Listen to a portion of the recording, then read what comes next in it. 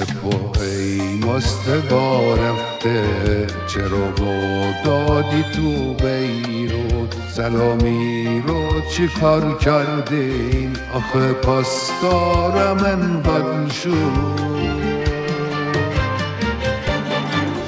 حالا که تو سوراخ موشم، نیازمنده یه خال جوشم، نظامم بنده یک مو و خودم ماجی یا بیهوشم.